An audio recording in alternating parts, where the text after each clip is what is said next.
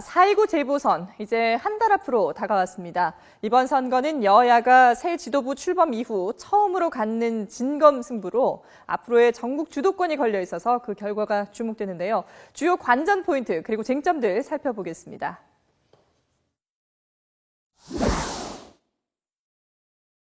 관악을 선거는 중대 선거입니다.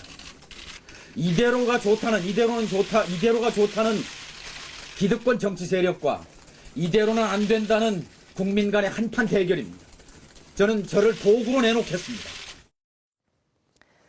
네, 오늘 오전 국민 모임 정동영 전 의원이 출마 선언을 하면서 유일하게 야당의 승리가 예상됐던 서울 관악을이 최대 격전지로 급부상하고 있습니다.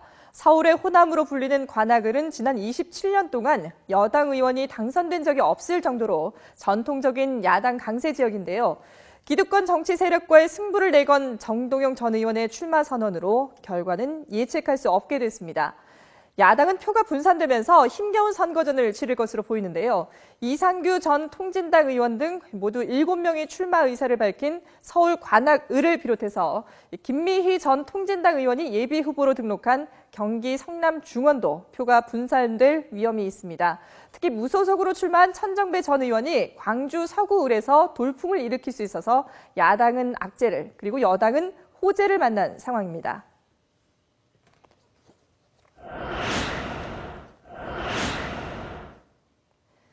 새누리당은 이번 재보선 선거구 가운데 3곳이 통진당 해산에 따른 것인 만큼 안보 심판을 내세우고 있는데요. 새정치연합은 천안함과 연평도 사건을 막지 못한 책임을 들어서 안보 무능론으로 맞서고 있습니다. 반면에 이번 선거의 또 다른 프레임인 경제 분야에서는 야당의 공세가 아주 거셉니다.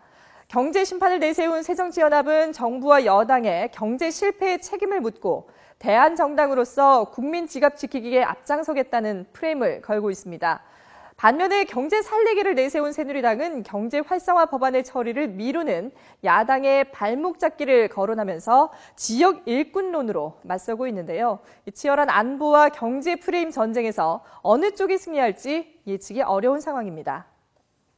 자, 이런 가운데 지원 유세에서는 새누리당이 발빠른 행보를 보이고 있습니다. 서울 관악을에서는 지난 2011년 무상급식 주민투표 이후 3년 만에 오세훈 전 서울시장이 나섰고요. 경기 성남에서는 김문수 전 경기지사가, 광주 서구을에서는 이정현 최고위원이 지원 유세에 적극 나서고 있습니다.